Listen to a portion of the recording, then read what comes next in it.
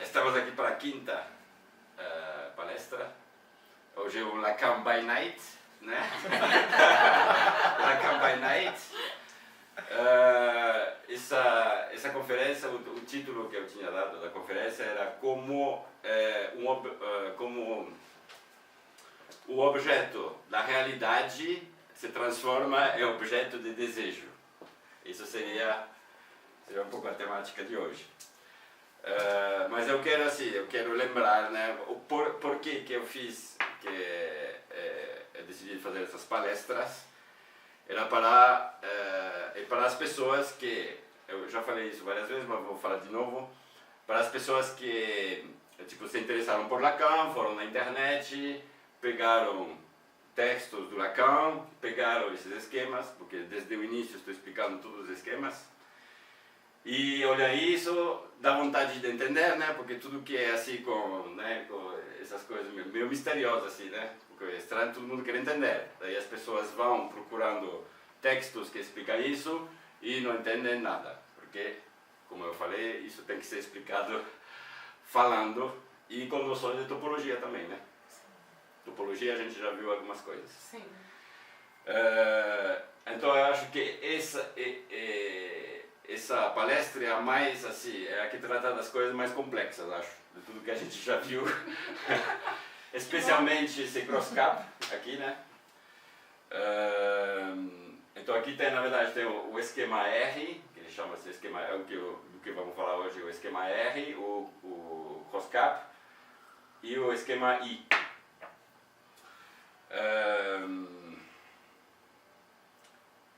E também, a outra coisa interessante dessa palestra é que vamos fazer uma ligação entre o Freud e o Lacan, né?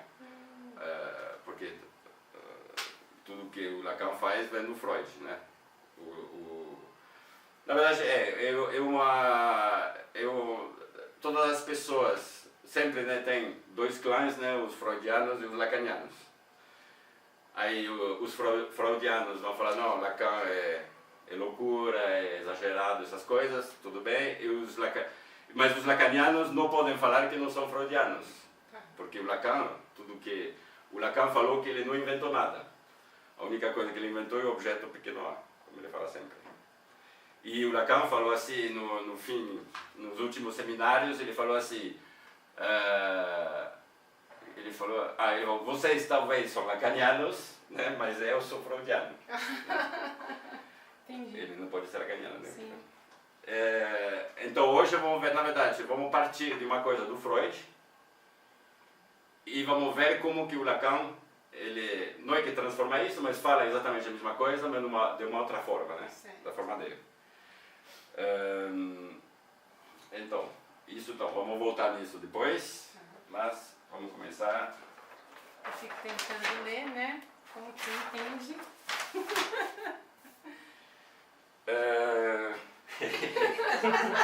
Está escrito em francês aqui. Pois é. Então, Pegadinha do... deixa eu ver aqui. Então, 6 de dezembro, vou colocar aqui. 6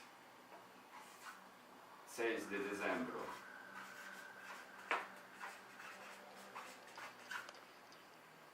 1896, tem o Freud escreve uma carta para o Wilhelm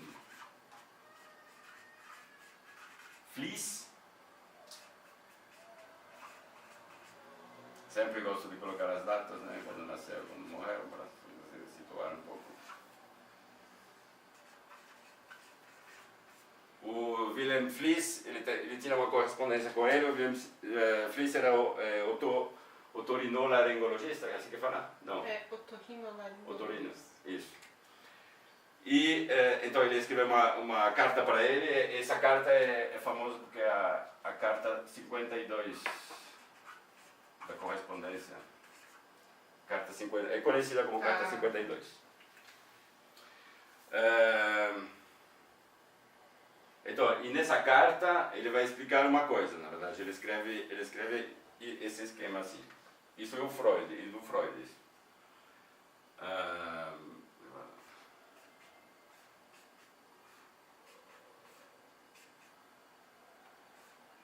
Ele escreveu uma coisa assim, aqui ele colocou um P, como percepção,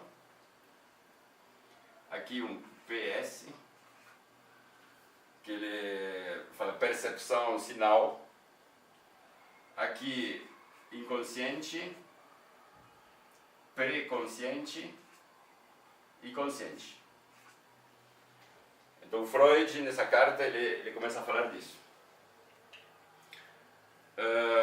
Daí na carta ele vai definir o que ele chama de percepção do sinal, inconsciente, pré-consciente e consciente.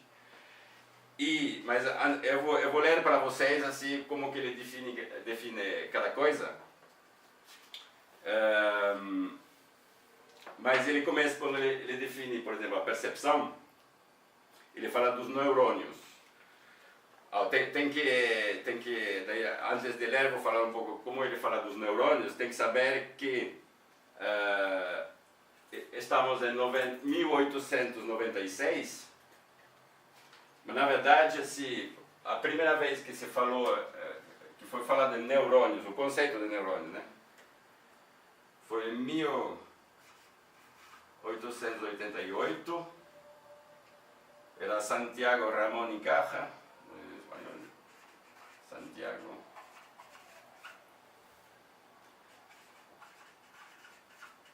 Ramón y Caja. O primeiro que falou do conceito de neurônios, mas ele foi em 1891 que o Heinrich, sempre tem que ter um alemão, Heinrich Wilhelm, que ele realmente elaborou mais. Bom, vocês imaginam que na época era só um conceito mesmo de neurônio, né? Nada a ver com o que a gente sabe hoje.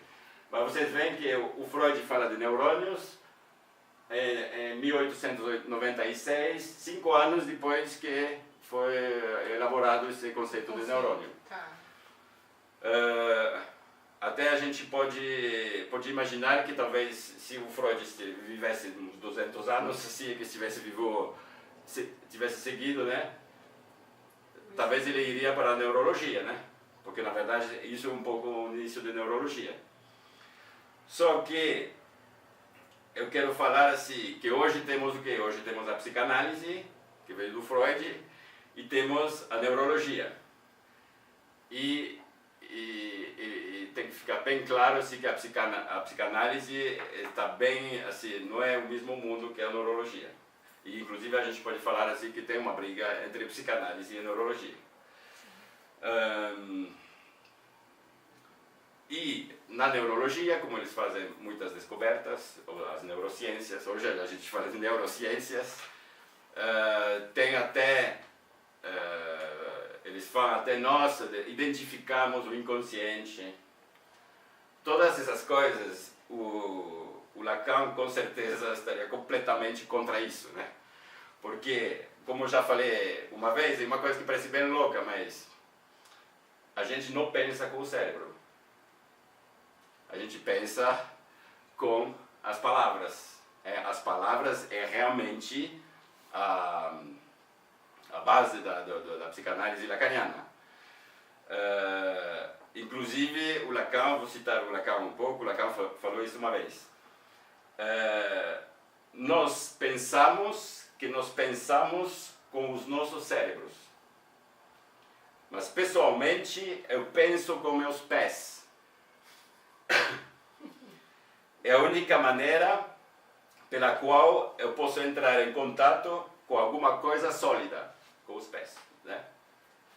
Às vezes eu penso com minha cabeça, como quando eu entro em colisão com alguma coisa, com a cabeça, aí sim, eu penso com a cabeça. Mas eu já vi bastante encefalogramas, isso que a gente fala? Acho que é encefalograma. Encefalogramas, para saber que não tem, que eu não vi nenhum resquício de um pensamento dentro do cérebro. Bom, claro que está zoando um pouco, mas o que ele quer falar é que a gente pode observar um cérebro assim, vocês nunca vão ver frases, os pensamentos dentro do cérebro.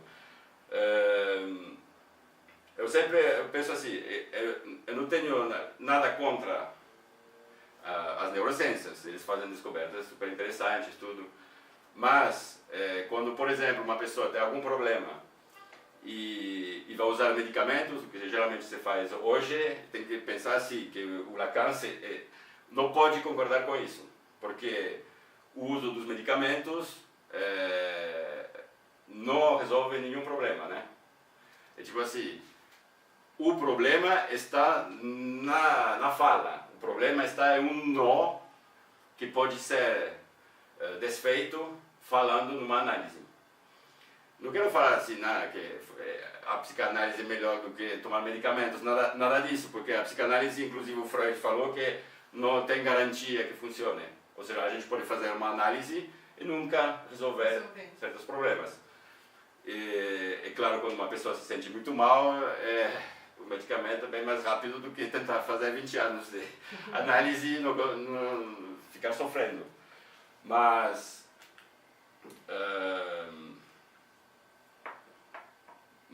bom, nessa época o Freud falava de neurônios. Então, eu vou falar então a definição que ele escreve na carta dessas partes, assim, não é simples, mas não importa, é só para ter uma ideia do que ele falou e isso vamos entender depois com o Lacan. Então, o Freud escreve, quando ele fala de percepção, são os neurônios onde aparecem as percepções e as quais se liga o consciente. Mas os neurônios, eles mesmos, não guardam nenhum resquício do que aconteceu. Porque o consciente e a memória se excluem mutuamente. Não vou comentar, é só para saber. Quando ele fala de percepção sinal, isso constitui a primeira gravação das percepções, completamente incapaz de se tornar consciente e feito segundo associações simultâneas. Depois, aqui o inconsciente. O inconsciente é uma segunda gravação, uma segunda transcrição, feita segundo as outras associações. Talvez em relação com causalidades. Os resquícios do inconsciente correspondem talvez a lembranças conceptuais e seriam também inacessíveis ao consciente. É confuso, né? É só para ter uma ideia, não é disso que estou falando, não vou nem comentar isso. Então, isso era o inconsciente, o pré-consciente e a terceira transcrição ligada às representações verbais e que correspondem ao nosso eu oficial. Os investimentos decorrentes desse pré-consciente se tornam conscientes a partir de certas leis. Bom, e ele acrescenta assim. Isso estava na carta? Isso, ele explica. Isso são trechos da carta, na verdade. Ok. Para o Fliss. Que era um otorrino. Otorrinolaringologista. Laringologista. Estou ouvindo isso como quem é um otorrino.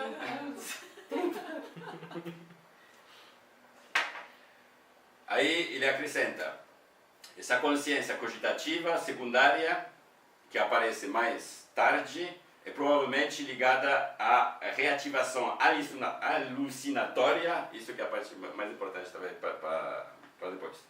A reativação alucinatória das representações verbais. Assim, os neurônios do estado consciente seriam ainda neurônios de percepção e eles mesmos estrangeiros à memória, ou seja, estrangeiros no sentido, como fala, sem relação com a memória.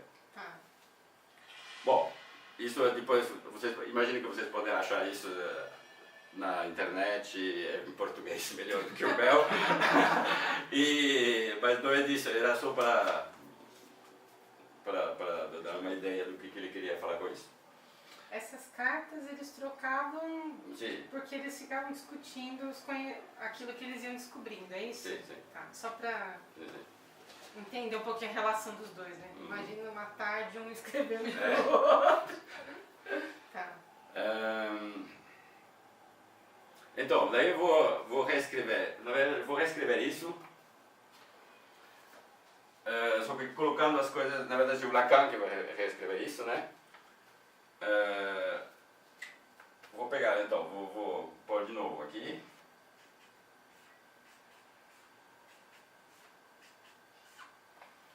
Então, o que eu falei é que hoje vamos falar de como que um objeto da realidade se torna um objeto de desejo.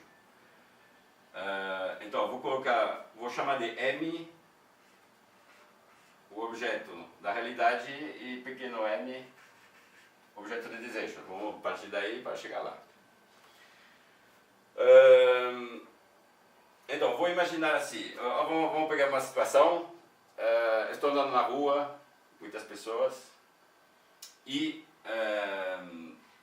eu vejo uma pessoa, a percepção, eu vejo uma pessoa, eu penso, é o Paulo. Então, isso é a primeira, seria a percepção, né? Embaixo vai ser a parte de Lacan. vamos dizer imaginária. Tá. Estamos indo assim, né? Porque eu vejo essa pessoa, é o Paulo. É uma alucinação, na verdade, eu imaginei. Porque na verdade não é o Paulo. Mas aí eu penso assim, mas falei com o Paulo ontem por telefone, ele está em Milão. Aí o que acontece? Na verdade, eu pensei que era o Paulo, mas eu lembro que eu falei com ele ontem, ele está em Milão, é impossível ele estar aqui. Aí vou colocar aqui, por exemplo, A, que seria a minha memória. A memória que eu tenho das coisas. Então, na verdade, eu vi, é o Paulo, imaginei, tive uma alucinação. Aí eu volto para a minha memória e penso, mas não é possível. Só que daí eu vou rever então essa alucinação que eu tive, eu sei que não pode ser o Paulo. Certo. Então eu vai continuar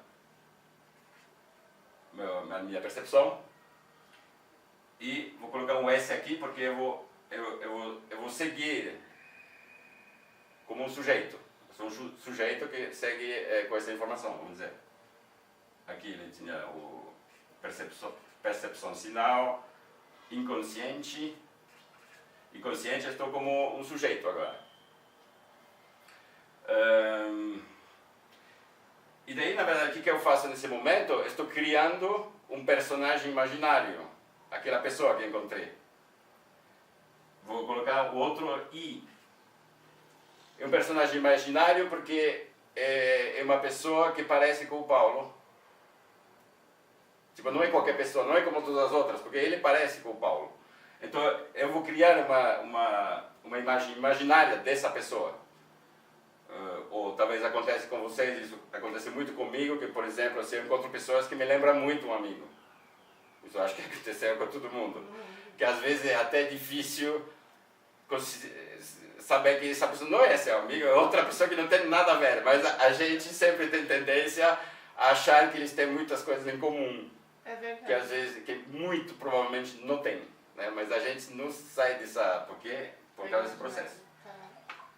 Então, a partir daí, ele tinha o pré-consciente e o consciente. Então daí, no meu consciente, eu vou ter o que chama-se o meu objeto de desejo. O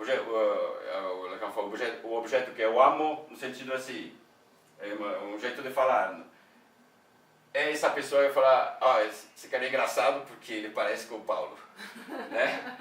Mas eu criei essa pessoa. Essa pessoa não tem nada a ver com esse cara que realmente, talvez nem parece com o Paulo. Talvez se outra pessoa viesse e falasse, nada a ver, ele nem parece com o Paulo. É você que acha que ele parece com o Paulo. Isso acontece, né? Muito. Então daí, a impressão que a gente tem dessa pessoa é essa. Que realmente não tem nada a ver com essa.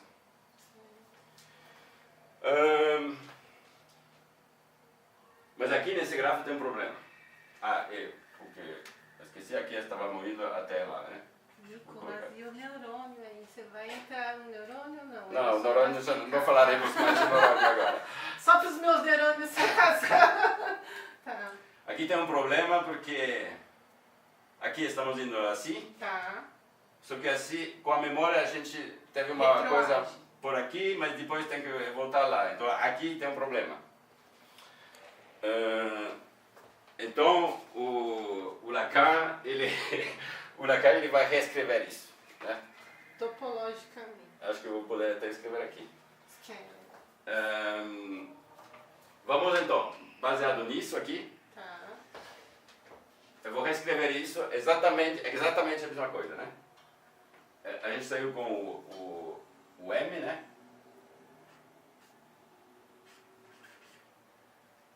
O objeto de percepção. E fomos para o I. Vou colocar o I aqui. Isso é a primeira coisa. Estou copiando a mesma coisa aqui. Só que daí tinha A, que chamamos da memória, vamos dizer. A memória que veio rever essa alucinação, essa coisa imaginária, eu coloquei por imaginário, né? Que pode ser uma alucinação. Então, tem uma retro da memória para ver esse I, mas depois a gente segue, estamos aqui, vai seguir para o S, né? Sujeito, que eu estou tratando a informação como um sujeito, né? Sempre assim, estou reproduzindo isso, né? A mesma coisa. Sim. De M para I, assim, de I para A, ou de A para I, né? Assim, depois de A para S, depois tem o I aqui, de S para I.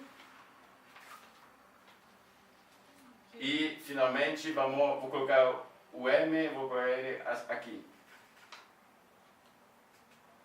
E do I vamos para M, que faz assim.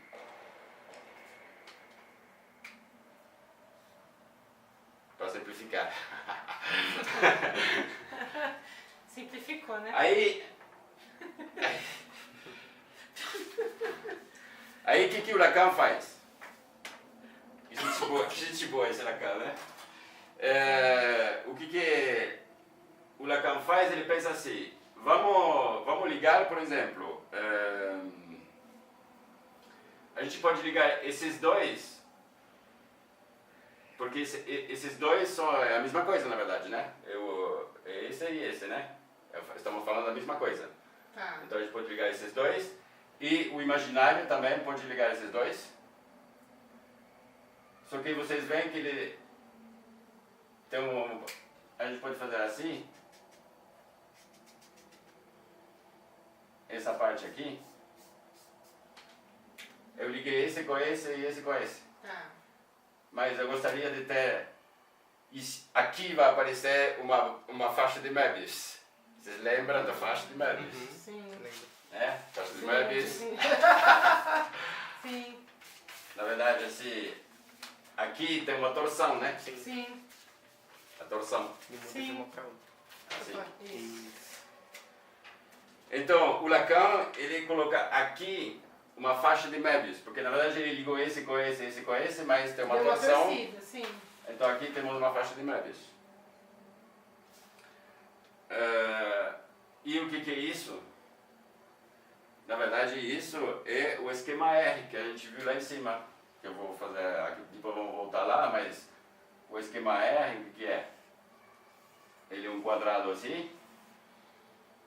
Aqui tinha o S, como que era? O S, isso.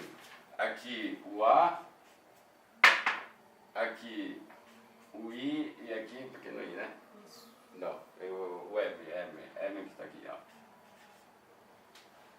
E ele faz, daí ele tem o pequeno M aqui, e o I aqui. O I menor é isso. E aqui a faixa de Möbius. Que é o R no meio, né? Parece uns azinhos aqui. Sim. Depois, mas vocês veem isso aqui, na verdade é isso aqui. Tá. E agora eu vou mostrar o que a gente já no início. Que é esse aqui, né? Sim. Então, na verdade, isso aqui vem disso que veio disso. Ok? Agora fizemos a ligação entre o Freud e o Lacan. E aqui vocês veem que ele colocou um imaginário real e simbólico. Que vamos ver. Que é o conceito dele, né? Isso. Existe uma inquietação do Lacan para partir do ponto dele de convergência com Freud ser isso? É só ou existem outras coisas? E agora eu estou fazendo uma pergunta genuína mesmo. De toda a obra do Freud, que Freud tem, o Lacan encontra nisso que você acabou de explicar agora o ponto principal da teoria dele ou tem outras coisas? Ou o que a gente está vendo aqui é o mais importante? O Lacan fala que ele faz uma releitura do Freud. E do Freud de uma obra inteira ou dessa questão específica? Eu estou perguntando porque ainda me voltou a questão do neurônio, brincadeira. Não. Vamos dizer assim que o Lacan ele tem um conhecimento total da obra do Freud. Tá. E a partir daí, na verdade, aqui ele explica, são Ele coisas que pega um ponto, né? Tá. Talvez os freudianos vão falar assim, não, o Lacan está viajando, o Freud nunca falou isso, talvez. Tá. Mas para o Lacan, é certo que o Freud falou isso. Tá. Talvez o Lacan quer clarificar um pouco que o Freud... O que o Freud disse. Na verdade, não clarifica tanto assim, mas... E o Lacan, ele tem esse negócio de justamente não ser completamente entendido. Tá. Ele faz isso de propósito. É mesmo? Porque para entender o discurso psicanalítico, a gente somos prontos para entender coisas que cabem em outros discursos, mas não no discurso psicanalítico. Tá. Sempre tem, eu faz uns 5 anos talvez que estou com o Lacan e vou reler coisas que eu achava que tinha entendido e que vão ter que eu vou entender melhor, assim, que eu vou entender que vou entender de uma forma diferente, assim, mas não tem nada assim muito o Lacan falava, se você pensa que você entendeu, é que tá com alguma coisa, tá com algum problema. Tá. Eu acho que o entendimento vai ser mais assim, talvez intuitivo, entendeu? Sim. E aqui é como se ele mostra algo mais tridimensional para nós, né? O Freud era 2D. 2D, você falou tridimensional e vamos na 4ª dimensão também. Então tá bom. Então, daí, aqui a gente viu que tem uma banda de Möbius. Sim. Bom, a banda de Möbius eu já mostrei várias vezes, vocês sabem o que é. Não, você... Essa banda de Möbius, que aqui ele colocou o real.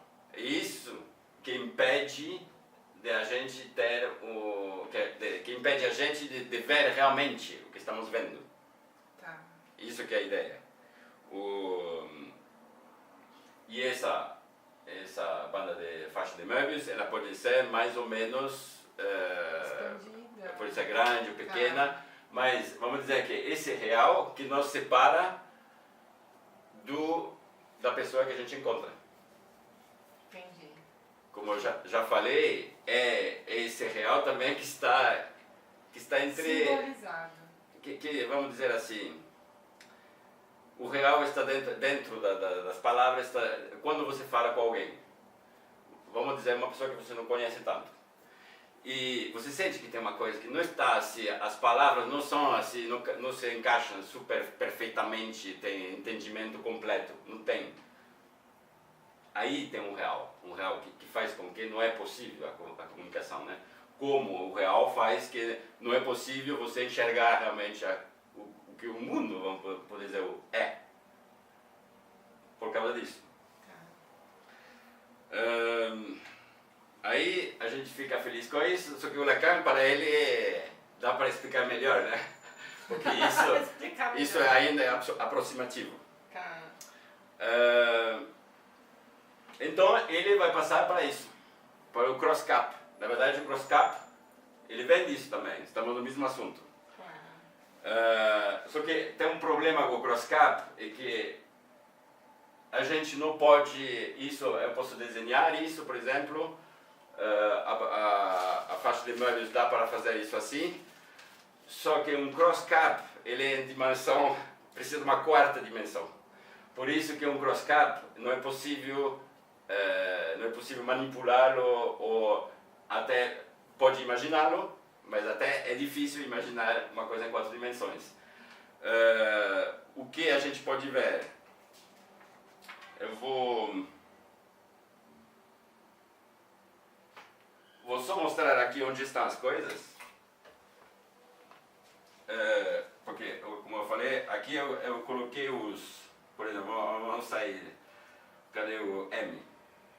Aqui está a faixa de meubles. Certo. Ok? Não, na verdade eu vou mostrar para vocês primeiro um vídeo, ok? Então, aqui mostra como que o... Como parece? Não dispense, dá pausa? Aqui o vídeo mostra como se forma um cross-cap. Ele começa com uma faixa de Möbius e vai se formando. Tem dois vídeos para entender. No que vocês vão entender melhor, mas vocês vão ver pelo menos de que objeto topológico se trata. Né?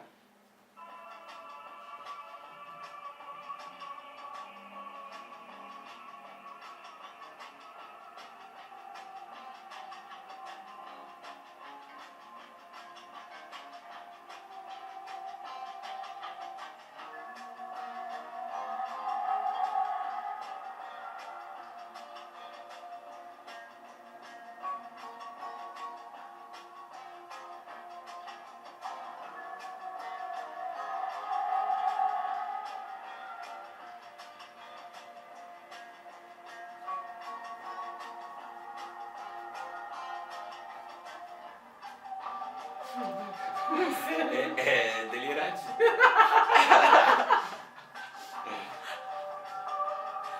Ainda bem que não era para entender melhor. Isso, imagino que está na faixa, né? Por isso que é enriquecedor um pouco. É mesmo, né? É.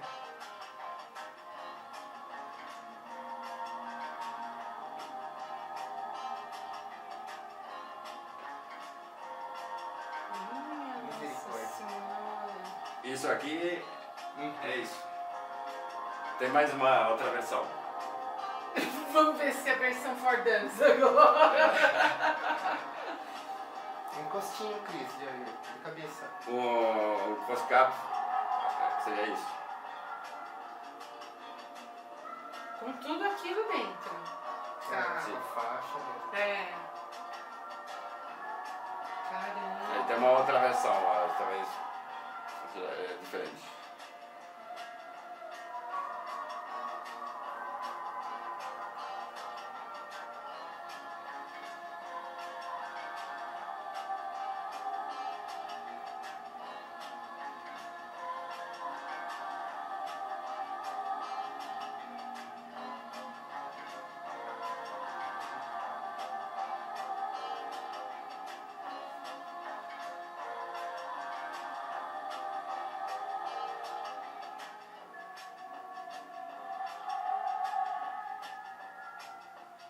Tá melhor essa? Essa é melhor. Sim, por causa das cores. É. ajuda muito. Nossa, as cores ajudam muito, hein? Nossa. Existe também, eu não vou falar tem também a garrafa de Klein também que existe, que é mais ou menos uma coisa parecida. Nossa, esse aí ficou ótimo. Esse ficou ótimo. Esse é melhor, né? É. Porque aquilo que você puxa de uma realidade para outra na faixa, aí fica bem visível. Sim. Que elas se cruzam. Porque e as você tem cores É. fazem a distinção É, do que é o que, né? Ali, né? e tem que ignorar essa junção, porque é um jeito só pra gente ver. mas Exatamente, ela tá a contínua, quarta na dimensão verdade. É contínua, não é É. cortada.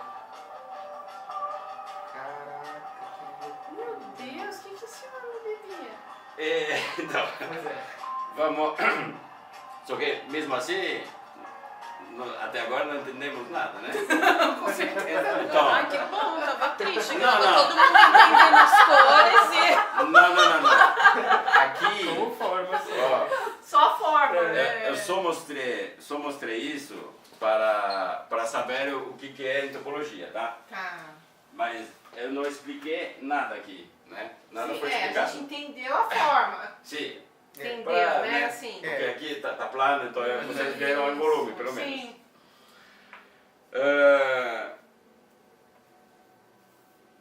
Então, o Lacan, quando ele trata do assunto, ele pensa nesse COSCAP, né? Tá. Vocês lembram quando eu falei do... então eu queria explicar aqui, né? O COSCAP, aqui tem a faixa de Möbius, Sim. aqui temos, então, o M, o objeto da realidade, né? Sim. E o objeto de desejo são o mesmo ponto aqui. Tá.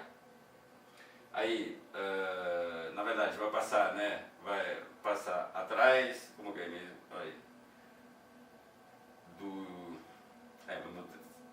vai passar, então estamos no M, assim, ele vai passar na faixa de Möbius e ele sai de volta, onde que ele sai? Está confuso mesmo. Passa aqui, onde é assim, Sim. e depois volta por trás, aqui, para voltar no, aqui, né? Sim. Ou seja, No tem ponto um de trajeto, saída, tem um sim. trajeto assim, mas bom, mesmo assim não dá para convencer ninguém disso. Acho que foi na última palestra que eu falei de um plano projetivo. Sim. O plano projetivo, na verdade, seria, a gente falou assim, seria um plano assim, ele é euclidiano aqui, ou seja, ele é plano, e a gente sabe, isso não tem problema para entender, a gente pode... E isso vai para o infinito, né? Que eu tinha falado do discurso do histérico, dos trilhos do trem, né? Sim.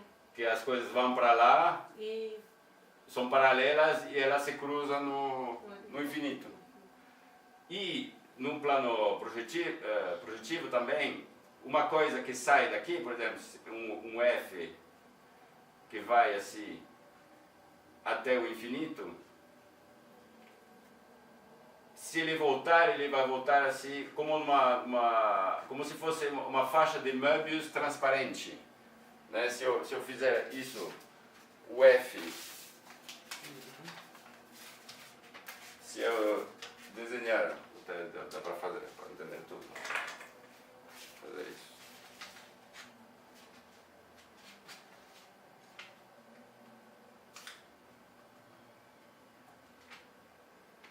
Se eu desenho, então, isso é assim.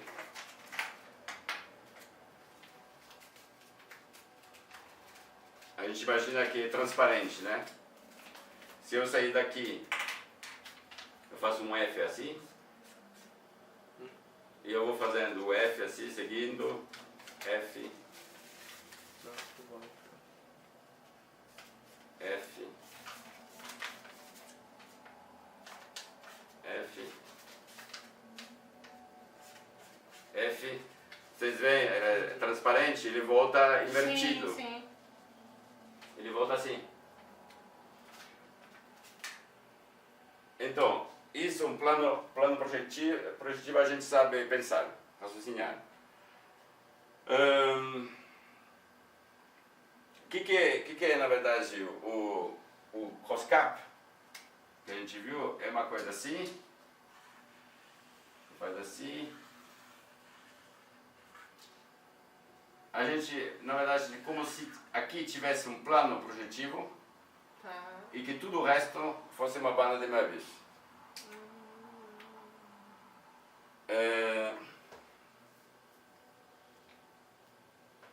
Aí, como vocês entendem muito de topologia, vamos entender o ROSCAP com a topologia. Aí, eu trouxe uma coisa aqui. Esse é o segredo. Eu fiz isso aqui, né? Nossa, que didático. Para poder entender o que é esse ROSCAP. Olha. Agora, o que eu estou falando, essa coisa aqui, é isso. Tá. Ok? Então, se por exemplo, vamos começar pelo começo. Aqui, a gente tem o objeto da realidade, N. Certo. Aqui para lá, eu vou virar a banda de Möbius. Sim. E Aqui vai estar vou o voltar objeto aqui. de desejo. Isso. Então, eu saio do Realidade. objeto da realidade, que aqui é a percepção, Sim. eu chego Imaginário. no objeto, na alucinação, vou dizer, objeto imaginário. Aqui tem a memória que vai rever essa alucinação, e a partir daí,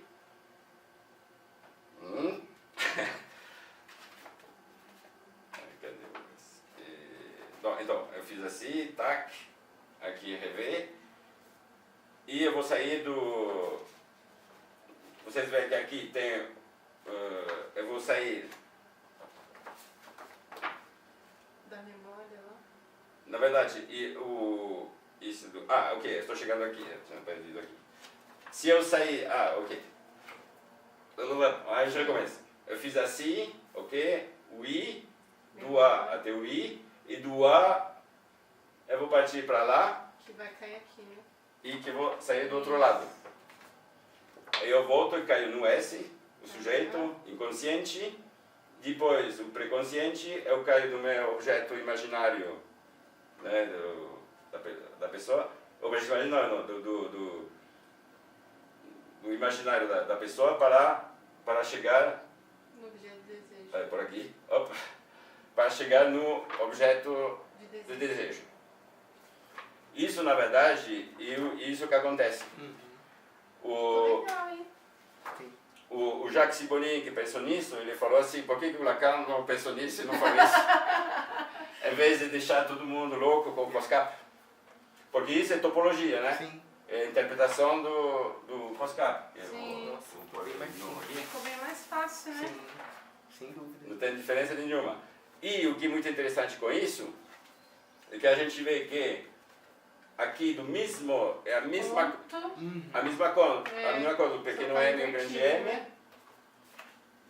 o I e o I Sim. estão no mesmo lugar, e o que S. interessa mais agora, que vamos conversar sobre isso, daí que entramos no sujeito tema do assunto, é que esse lugar da memória, vamos dizer, a memória está no mesmo lugar Do sujeito. do sujeito. E a gente pode até colocar o que era isso daqui, né, na verdade, porque isso fala disso também, o simbólico aqui, o real, que seria a faixa de Möbius, e o imaginário. Caramba, ficou... Isso aqui é didático, hein, Nicolas? É o Jacques Sibony que teve essa ideia. E então, agora para falar, vamos dizer, para saber quais são as aplicações disso em psicanálise, a gente pode pensar usando isso. Tá. Ou vocês preferem usar isso? Não. Não, vamos,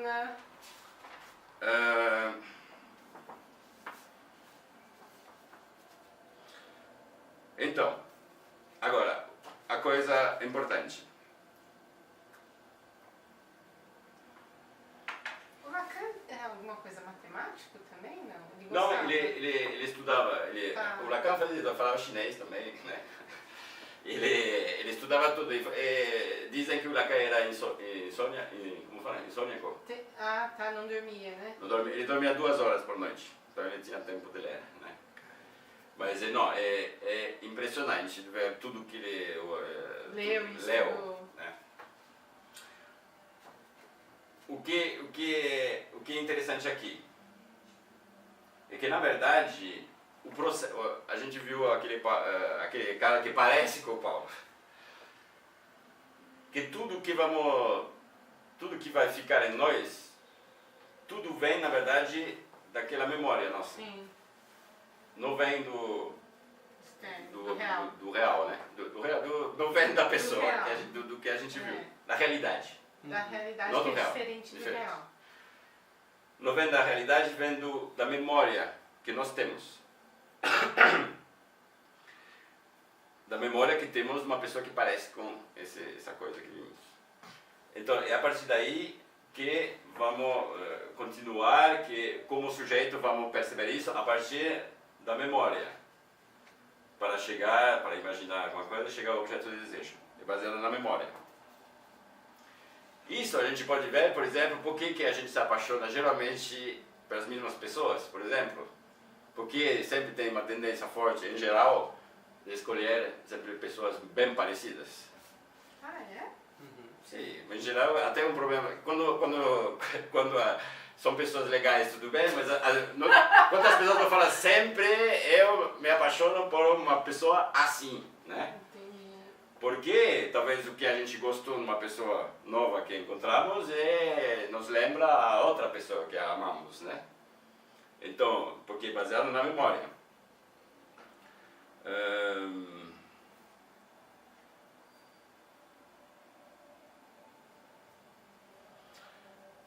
E na verdade, assim, o que imaginamos do objeto que nos leva a pensar, a ter uma opinião sobre essa pessoa. Por exemplo, acontece também, eu falei que a gente se apaixona sempre para pessoas parecidas, mas também às vezes a gente vê uma pessoa e não gosta dessa pessoa, assim, do nada, sem nunca ter conversado, mas por alguma razão a gente não gosta dessa pessoa. É bem provável assim que vem de uma pessoa parecida, que nos fez mal, e que muitas vezes a gente nem lembra que essa pessoa nos fez mal. A gente não lembra, porque a gente esquece muitas coisas. Talvez aconteceu um dia uma pessoa tratou mal a gente, isso ficou gravado, mas a gente depois esqueceu. E um dia encontra uma pessoa que não tem nada a ver com a outra, mas a gente não gosta dessa pessoa. Por quê? Porque a gente raciocínio funciona em função da memória que temos. Você está falando que a gente se baseia na memória, é isso? Sim. Tá, e aí, por exemplo, usando esse exemplo de se apaixonar, quando você se apaixona por pessoas diferentes, uma não é igual a outra em nada, e aí continua baseado na memória, como que é esse processo aí dentro desse esquema? Não tem uma regra, né? Sim. Mas provavelmente... Mas aí muda o esquema ou não? Não, provavelmente as pessoas que você se apaixona, se te lembram coisas boas da sua memória, entendeu? Não necessariamente o ex. Pode ser assim, é ligado, e claro, a gente gosta de alguém porque nos lembra coisas que a gente Mas gosta. aí pode Um ser pai, por ligado. exemplo. É? O pai, por O pai, exemplo. por exemplo. Mas pode ser ligado Você está adivinhando onde Eu vamos, tô né? porque é Freud. Acho que depois na quinta palestra começa a ter um efeito na Cris. Ela está, desde o início você está adiantando as coisas que eu quero falar. É mesmo? Sim. Mas aí não pode ser baseado no imaginário, por exemplo? Eu imagino que você é aquilo e aí eu não me ligo na memória, eu me ligo na minha imaginação. Pode acontecer isso? Mas a sua imaginação veio da sua memória. Veio da memória. Ok. É aquela A sua memória coisa- que te fez imaginar. Entendi. Bom, e que é interessante, vamos falar de pessoas loucas, né? Porque a psicanálise é para isso, né? Pra nós. É para nós.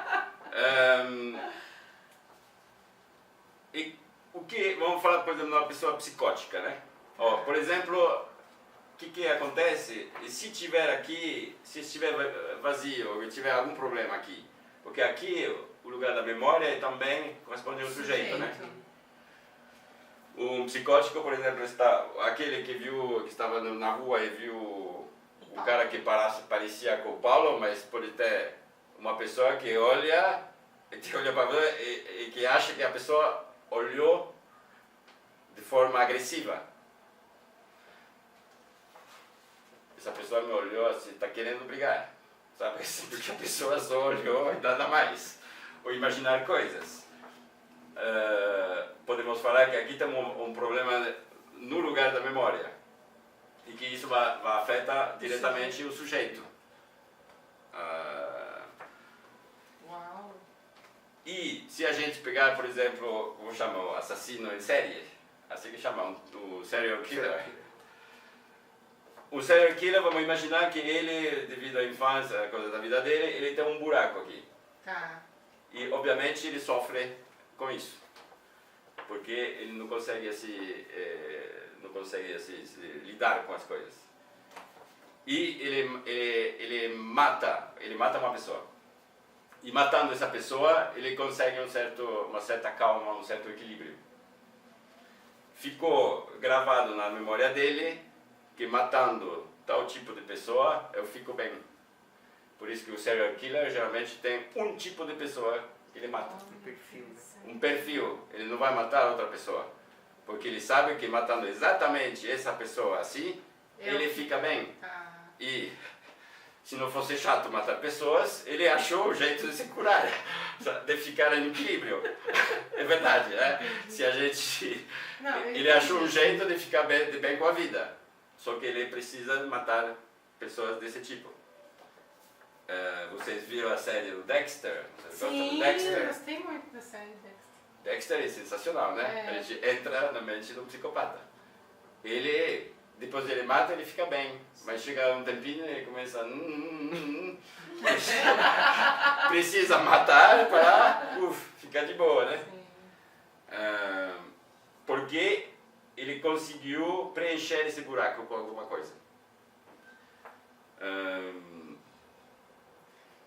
Nicolas, e isso para outras condições também seria mais ou menos assim? Então, Tá. você é analista, isso, justamente, eu não quero fazer a regra, falar todo serial killer é assim. Tá. Não, mas temos isso para pensar. Tá. Um problema psicológico da cabeça, uma loucura assim, vem de algum problema nesse processo, né? Poderia ser, não, é o Paulo, ele, o cara fala, não, mas não sou o Paulo. Sim, você é o Paulo, você é meu amigo, assim, não, por que não, né? Se tivesse algum problema nesse processo.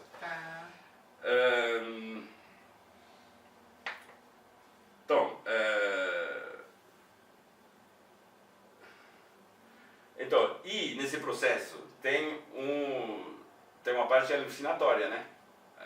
Quando fica no início a gente alucina, que é uma alucinação. O Paulo. Não pode ser o Paulo, mas é uma alucinação. Começa com uma alucinação, então tem alguma coisa alucinatória nesse processo. Quando tem vários exemplos disso, assim, para mostrar como que funciona, para insistir a coisa mais importante que a gente, porque na verdade é onde queremos chegar, que a gente não consegue ver nada sem passar pela nossa memória.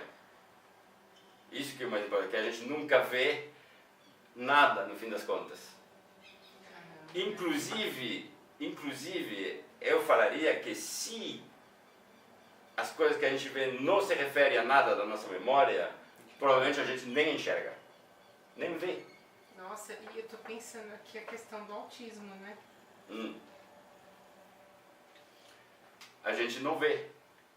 E eu sempre falo isso, e isso que tem a ver também com a questão da fantasia, a nossa fantasia. A gente vive numa fantasia, né? Criada pelas nossas palavras, pela nossa memória. Quando tem pessoas que realmente acreditam, e talvez pode ter nos extraterrestres, né?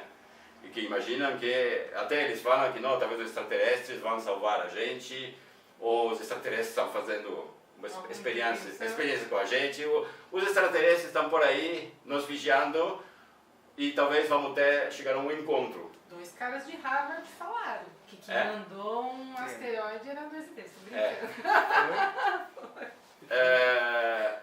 As pessoas que veem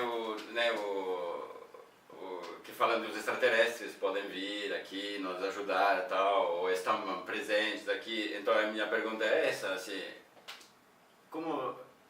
não tem como você ver eles? Como você vai ver eles? Ou talvez eles estão aqui, mas como eles vão nos enxergar? Essa questão, por exemplo, quando a gente fala, olha, o planeta azul tem água, tem vida, o resto é nada. O Marte não tem nada. Não tem nada para nós, porque a gente não tem história em Marte. Talvez Marte está cheio de vida e os caras lá estão olhando para a Terra e falam, olha, não tem nada lá. Por quê? Porque tudo que significa para nós não significa nada para eles. Como para nós, pedras não significa nada. Aí a gente vai procurar. O que a gente procura nos outros planetas? Coisas daqui. Água. Verdade, né? A gente só procura coisas que a gente conhece. Procura os homens assim, mais ou menos. Que legal isso. Mas eu não, tipo assim, eu falo assim, provavelmente existem os extraterrestres. Com certeza, não tenho nada contra, só que eu acho que eu nunca enxergaria um extraterrestre. Nunca enxergaríamos um extraterrestre. Talvez tem um que está nos escutando e a gente não enxerga, porque a gente não sabe que forma, a forma deles, nós não temos uma memória aqui que nos permite saber como que eles são. E claro que quando nós vamos imaginar extraterrestres, eles parecem muito com a gente. Tem a nossa tecnologia mais avançada. Mas como isso seria possível se eles são extraterrestres? Com certeza eles estão de uma outra natureza. É o horizonte que a gente consegue enxergar, né? É o que a gente simboliza. Tem uns exemplos disso. Os exemplos disso, vocês viram uma câmera escondida? É um clássico, a câmera escondida. É tipo assim, é um cara que pega uma pessoa na rua e fala, oi, tudo bem? Eu quero saber onde que fica tal lugar. E nesse momento tem 2 caras que passam com uma placa gigante entre os dois. Aí muda a pessoa. Verdade. Muda a pessoa. A pessoa segue explicando. Ela segue explicando, não viu? Às vezes muda um gordo para um magro, uma mulher para um homem. A pessoa segue explicando, como não fala assim, nossa, mas você não é a mesma pessoa. Não, ninguém faz isso. Por quê? Porque ele está dialogando com a memória que ele tem da pessoa que ele encontrou. Tipo, ele encontrou a pessoa, é um homem assim. Aí ele viu, a partir daí passa uma coisa, troca a pessoa, mas na cabeça dele é ainda esse homem. Porque a gente percebe através dessa memória, não a partir disso. Aí eu tenho um exemplo pessoal também. Quando eu tinha 20 anos, eu tinha uma barba assim desse tamanho. É mesmo? Uma barbona assim, ou seja, dá pra ver, né? E eu tinha uma namorada, e a minha namorada falava assim, se um dia você cortar essa barba, eu te deixo. Quando eu conheci o pai dela tinha uma barba assim, daí eu disse, bom, mas isso é outro assunto. É outro assunto. Aí ela me falou, se você cortar a barba, eu te deixo. Talvez, mas isso não é o que eu quero contar. Bom, e um dia eu cortei a barba, eu fui encontrar com ela com medo, né? Eu sabia que ela não ia me deixar, mas da reação dela, que ela falava, por que você cortou? Cheguei, sem barba então, peguei ela, conversamos, fomos num barzinho, conversamos, e só depois de mais ou menos meia hora que ela achou alguma coisa estranha em mim e que ela percebeu que eu tinha cortado a barba. Por quê? Porque ela me vê com a memória, é meu namorado, que tem barba, e bom, é só depois que ela se deu conta, mas demorou, deveria ter sido na hora, né? Nossa, que cortou a barba. Por isso que eu acho assim, até as pessoas que a gente conhece, pessoas próximas, a gente não vê o que elas seriam na realidade, a gente fala com elas da memória que temos delas, né?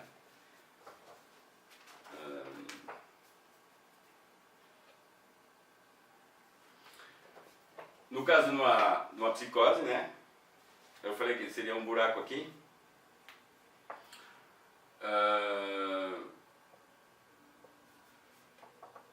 Vamos dizer assim, é isso que vai impedir de ter uma vida social normal,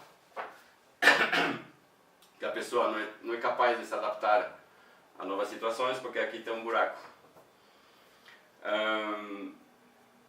Que em vez de ter um significante, porque na verdade é assim, vamos voltar ao significante, a gente coloca significante nas coisas, né? Você é uma pessoa assim, eu coloco um negócio da memória, o significante, eu sei que tipo de pessoa você é, como, e a gente vai lidar com isso, com essa imagem. Em vez disso, não tem significante, tem um buraco, não tem nada. Então, como uma pessoa pode, se ela não tem noção, não tem como ter um significante que define a pessoa que está na sua frente. Vai criar um objeto de desejo delirante, né? Se aqui tem um problema, isso vai chegar, isso vai ser completamente louco, né? Vou imaginar que você quis me matar. Do jeito que você me olhou, você queria me matar, tenho certeza. Ou pode ser o homem que fala, não, ela queria muito transar comigo, ela queria muito transar comigo. Que louco, né? Ela até falou, ela deu sinais, tudo. Mas não, foi tudo assim, baseado num problema aqui. Nossa, dá até medo, né? Dá pra entender muita coisa, né? Sim. E daí que vem isso. Que vocês vão entender, o esquema aí. Que também, o esquema aí, aqui que temos um buraco. Vocês veem que é a mesma coisa, aqui tem o imaginário, né, essa parte aqui. Tá. Aqui o simbólico, e aqui seria a faixa de Möbius com o real, né? E isso, esse buraco seria esse buraco aqui. Tá. Um buraco aqui e um buraco aqui, né? Na verdade, assim, a gente poderia até poderia colocar esse buraco uma coisa assim e esse seria esse. Sim, ele está aberto, né? Sim,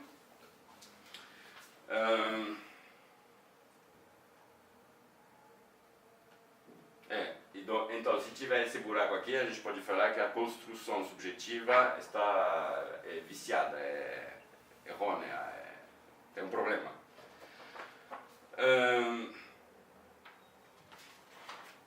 E isso nos vícios também. Bom, aí em todas as questões problemáticas da mente, da psique, na verdade, né?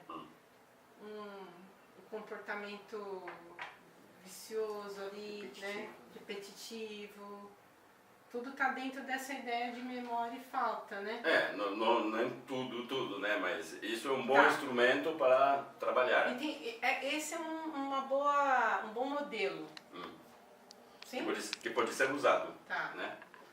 Por isso que eu falo, o Lacan não faz regra de falar, não, as pessoas assim são assim, o negócio é assim, ou faz um diagnóstico, não é isso, tal. Não, é melhor, em psicanálise é melhor não saber de nada e usar como que funciona para tentar depois raciocinar sobre isso. Entendi. Para cada caso a caso. Isso que é uma grande... Premissa, uma coisa né? muito importante do Lacan é que não tem regra geral para todo psicótico é assim, todo naná é assim, não, é caso por caso, né?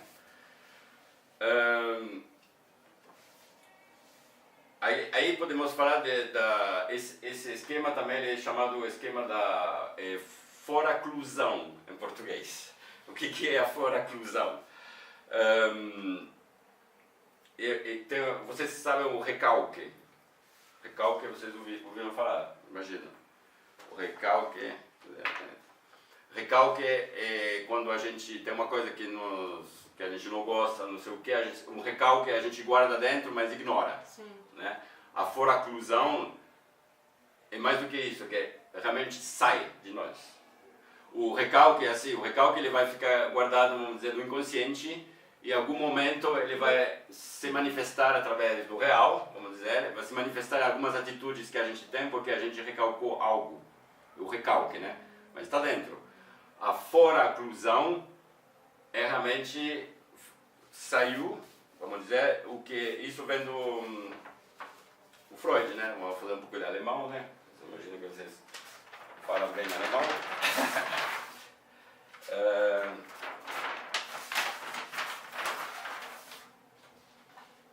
O que a Verwerfung do Freud, que seria o recalque, e o que ele... não, desculpa, isso é foraclusão, que é jogado, né? Foraclusão em português. Foraclusão. É o Lacan que inventou isso. E tem o Verdrängung. Alemão é engraçado. Engraçado, não é legal? Tenho vontade de aprender alemão também. Que é o recalque. Então o recalque é uma coisa que a gente não quer ver, fica guardado e vai se manifestar em algum momento. Foraclusão é algo que foi excluído da psique.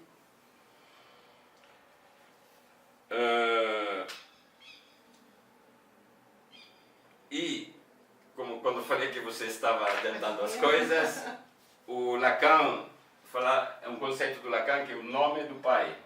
Olha. Você vê? Nome do pai. Que esse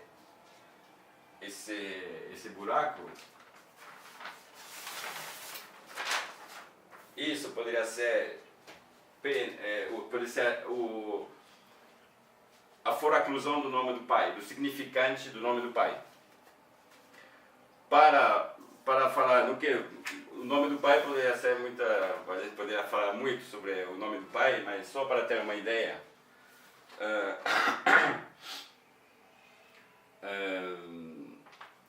Tem isso eu tenho texto em português, então vai ser. Esse é um dicionário da psicanálise.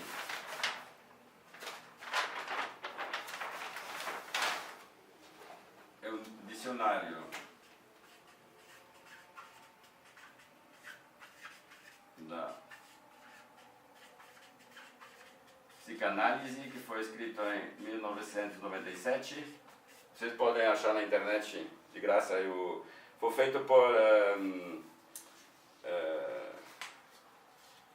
Elisabeth Roudinesco, que é francesa.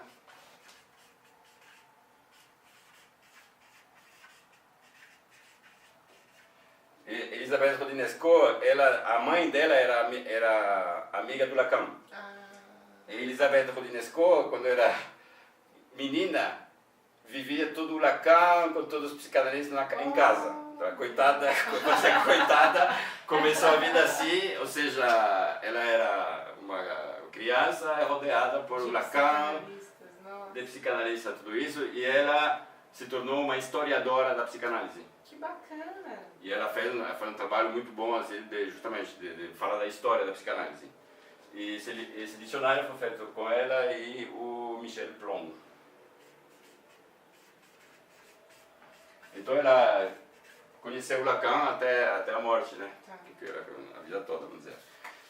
E nesse dicionário tem, então é um dicionário, e eu vou ler a parte do nome do pai.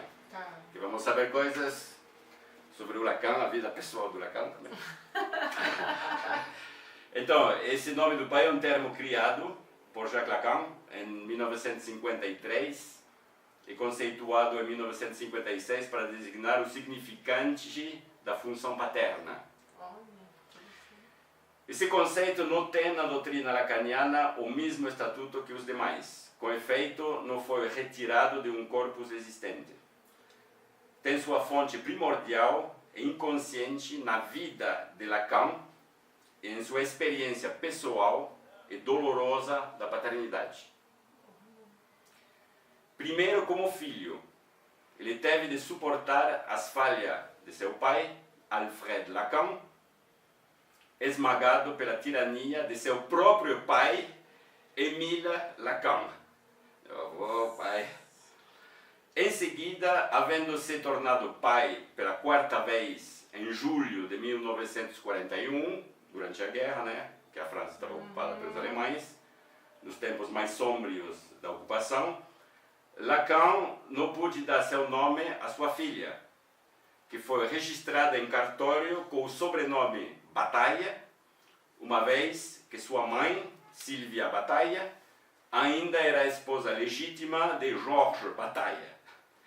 Esse imbróglio infernal do nome do pai, decorrente da legislação francesa sobre a filiação, duraria até 1964 e mergulharia, como manifestou Lacan em diversas ocasiões, numa culpa terrível. Testemunhos disso, se necessário fosse, são seu seminário de 1961-62 sobre a identificação, ao longo do qual atacou violentamente seu avô paterno. Citação: aquele personagem horrível, graças ao qual tive acesso, em idade precoce, à função fundamental de maldizer a Deus. E mais tarde, suas conferências de 75 sobre James Joyce, nas quais, evocando a relação do escritor com sua filha esquizofrênica, ele falou dissimuladamente de seu próprio drama de pai, o Joyce.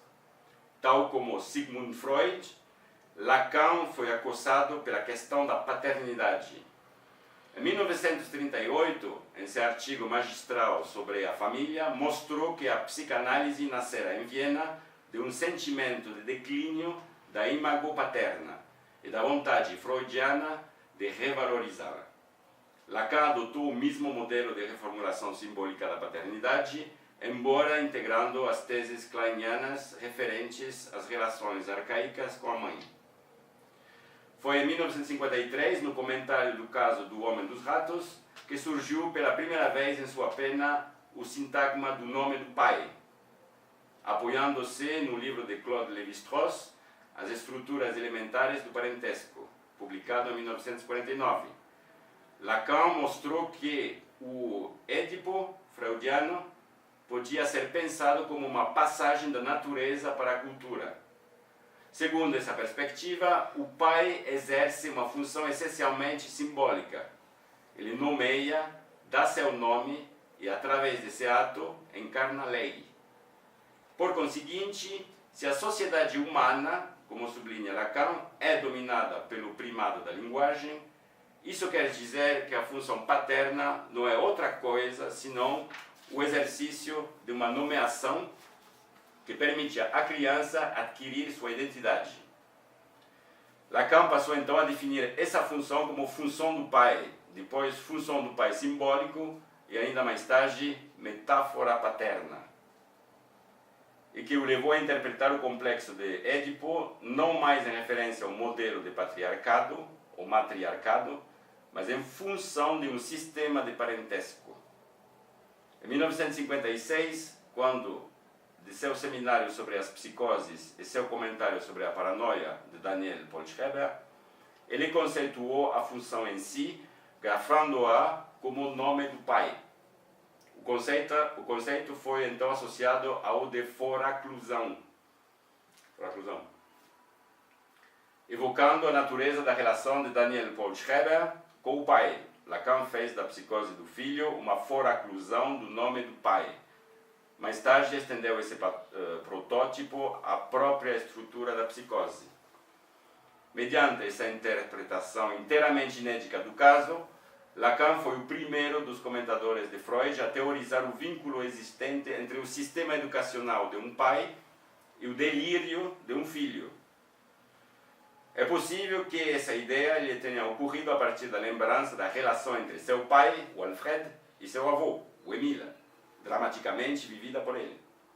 Nessa perspectiva, e no âmbito da teoria lacaniana do significante, a transição edipiana da natureza para a cultura efetua-se da seguinte maneira: sendo a encarnação do significante, por chamar o filho por seu nome, o pai intervém junto a este como privador da mãe, dando origem ao ideal do eu na criança. No caso da psicose, essa estruturação não se dá, sendo então fora incluído o significante do nome do pai. Ele retorna no real sob a forma de um delírio contra Deus, encarnação de todas as imagens malditas da paternidade. Muito sério, né? Então, isso, o fato de não ter, de ter um buraco onde deveria ter o nome do pai, Não tem nada. pode levar a comportamentos, né, psicóticos ou...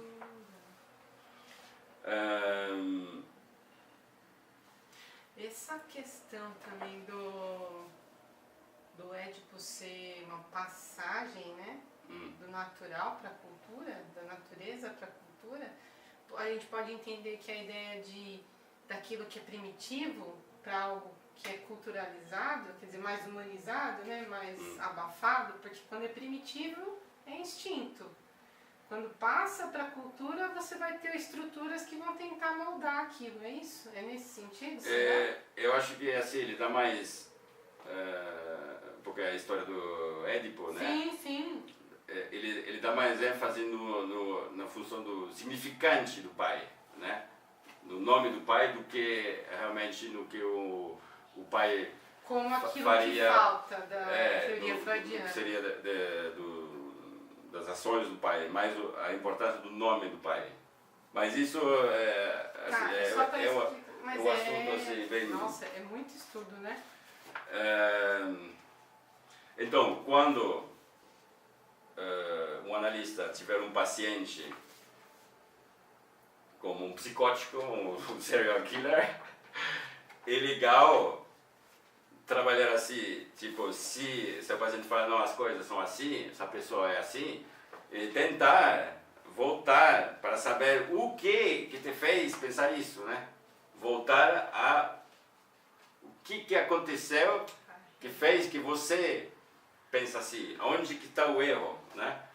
E, bom, dizem que em geral os pacientes são capazes de voltar a contar, de voltar aonde que criou uma memória assim, se fala em português, viciada, né? Sim, Tá, sim. Errônea, né? Sim. É isso mesmo. Então, eu espero que expliquei a minha meta, né? Era explicar isso. E... Perdão? Vou dar uma aula de Popper? Karl Popper? Foi da última palestra sobre que a psicanálise não é uma ciência. É a definição do Popper. Como assim? Já tô ficando doido, né? Você tá faltando. É a memória que É o faltou. doutorado, tá faltando. A memória que faltou. A minha meta era explicar isso assim, e eu quero repetir assim, todas essas palestras, não é porque vocês assistem às palestras que vocês sabem, Não. estou abrindo uma porta só.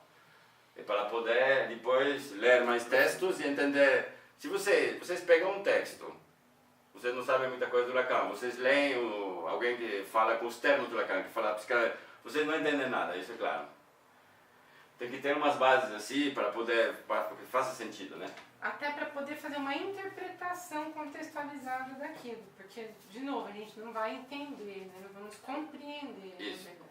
Mas eu espero ter aberto um pouco assim, né, para saber do que se trata. Essa questão mesmo, Nicolas, tem os seminários do Lacan.